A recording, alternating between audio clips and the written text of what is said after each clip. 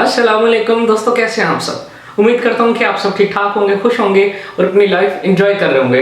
दोस्तों आज फिर से एक और रिक्वेस्टेड वीडियो पर रिएक्शन करने वाला हूँ और आज की हमारी वीडियो का टाइटल है हाउ सतयुग, त्रेता युग, द्वापर एंड कलयुग स्टार्टेड। तो चलिए चल के जानते हैं कि ये सारे जो युग हैं वो किस तरह से स्टार्ट हुए थे और इनके पीछे क्या मतलब जो है ना खास बात है। तो वो चल के जानते हैं, उसके बाद में इस पर बात करेंगे। और इस वीडियो का ओरिजिनल लिंक जो है वो आपको डिस्क्रिप्शन में मिल जाएगा, वहाँ से देख सकते हैं। तो चलिए बिना किसी ताख़ीर के अपनी वीडियो को शुरू करते हैं। दर्शकों, ये तो हम सभी जानते हैं कि हिंदू पुराणों के अनुसार कालखंड यानी समय को 4 युगों में बांटा गया है, जिन्हें सतयुग, त्रेता युग, द्वापर युग और कलयुग के नाम से जाना जाता है।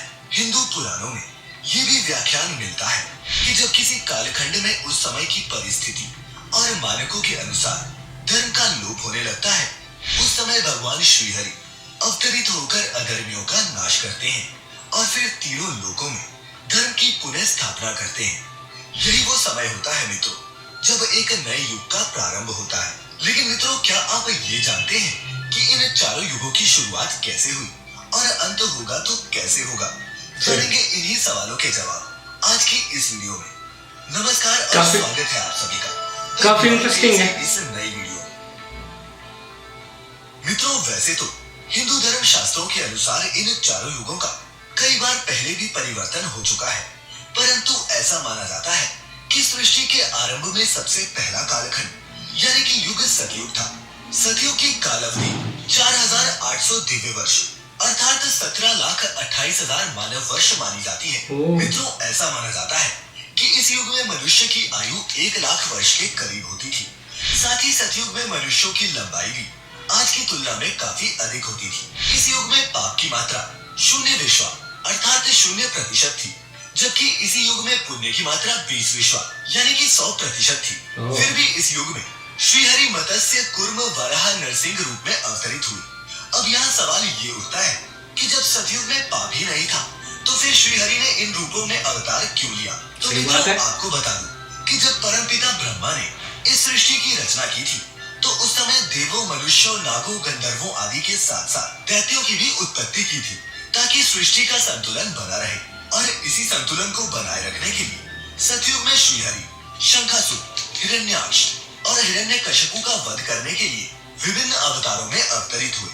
हिंदू धर्म ग्रंथों की माने तो चूंकि उस समय मनुष्य अपने विकास की ओर अग्रसर हो रहा था, अर्थात मनुष्य जानवरों से विकसित होता होता धीरे धीरे अपने वास्तविक रूप में आ रहा था। इसके अलावा श्रीहरि के ये सारे अवतार मानव के विकास के प्रतीक भी माने जा सकते हैं। लेकिन दर्शकों, अब यहाँ ये सवाल उठता है कि सतयुग का अंत कैसे हुआ? तो मैं आपको बता दूं कि हिंदू धर्म ग्रंथों के अनुसार ऐसा माना जाता है कि जब श्रीहरि का राजा दशरथ के घर श्री राम के रूप में जन्म हुआ, उसी समय सतयुग की कालावधि पूर्ण हो चुकी थी और राम के जन्म लेते ही एक नए युग का आरंभ हुआ, जिसे त्रेता युग के नाम से जाना जाता है। त्रेता युग की बात करें तो इस युग में श्रीहरि ने वामन और श्री राम के रूप में पूर्ण अवतार लिया, जबकि परशुराम के रूप में उन्होंने अंशावतार लिया था। इस युग की कालावधि 3,600 दिव्य वर्ष अर्थात 12,96,000 मानव वर्ष मानी जाती है। इस युग में मनुष्यों की उम्र 10,000 वर्ष हुआ करती थी, जबकि लंबाई 100 से 150 फीट हुआ करती थी। इस युग में पाप की मात्रा 5 अर्थात 25% थी, जबकि पुण्य की मात्रा 15 यानी कि 75% थी। मित्रों, इसी त्रेता युग में रावण, कुंभकर्ण, बाली और अहिरावण जैसे अत्याचारी राजा हुए, जिन्होंने अपने बल और अहंकार में आकर तीनों लोकों में प्राणियों पर अत्याचार किया, जिस कारण ही श्रीहरि विष्णु को इस पृथ्वी पर अवतार लेना पड़ा और उन्होंने इन अत्याचारियों का नाश किया। श्री राम के रावण वध करने और अयोध्या वापस लौटने के बाद वो कई सालों तक अयोध्या पर शासन करते रहे। फिर कुछ वर्षों बाद उन्होंने भी अपना देह त्याग दिया। और मित्रों, ऐसा माना जाता है कि श्री राम के देह त्यागने के बाद एक बार फिर एक नए युग का सृजन हुआ, जिसे हम द्वापर युग के नाम से जानते हैं। द्वापर युग में श्रीहरि ने कृष्ण रूप में जन्म लिया। इस युग की कालावधि 2,400 दिव्य वर्ष अर्थात 8,84,000 मानव वर्ष मानी जाती है। इस युग में मनुष्यों की आयु 1000 वर्ष हुआ करती थी। इस युग में पाप की मात्रा 10 अर्थात 50% हुआ करती थी। द्वापर युग को युद्धों का युग भी कहा जाता है, क्योंकि इस युग में धर्म के लिए कई युद्ध हुए। चारों ओर अधर्म अपना पांव तेजी से पसारने लगा था। तब भगवान श्री कृष्ण ने पापियों का एक एक करके नाश करना शुरू किया। जब महाभारत युद्ध के पश्चात सभी अधर्मियों का नाश हो गया। तब युधिष्ठिर को हस्तिनापुर का राजा घोषित किया गया। जिस समय युधिष्ठिर का राजतिलक हो रहा था, मित्रों, उसी समय गांधारी वहां पहुंची और उसने अपने सभी पुत्रों की मृत्यु का जिम्मेदार मानते हुए भगवान श्री कृष्ण को ही श्राप दे दिया। गांधारी ने भगवान कृष्ण को श्राप देते हुए कहा कि कृष्ण, जिस तरह तुमने मेरे कुल का नाश किया है, उसी तरह तुम्हारे भी कुल का नाश होगा। उसके बाद पांडवों ने 36 साल तक हस्तिनापुर पर राज किया। फिर गांधारी के दिए श्राप के कारण भगवान श्री कृष्ण की द्वारिका नगरी की स्थिति दिन ब दिन बिगड़ने लगी। द्वारकावासी मदिरा पीकर आपस में ही लड़ने लगे और एक दूसरे को मारने लगे। अंत में हालात इतने बिगड़ गए कि पूरा यादव वंश ही खत्म हो गया। इसके बाद एक दिन भगवान श्री कृष्ण एक वृक्ष के नीचे विश्राम कर रहे थे, जिस समय किसी शिकारी ने भगवान कृष्ण पर ही निशाना साध दिया। क्योंकि भगवान ने मृत्यु लोक में जन्म लिया था, इसीलिए इस मनुष्य रूपी शरीर से उन्हें एक न एक दिन दूर तो होना ही था। अतः भगवान श्री कृष्ण ने अपना देह त्याग दिया और वैकुंठ धाम चले गए।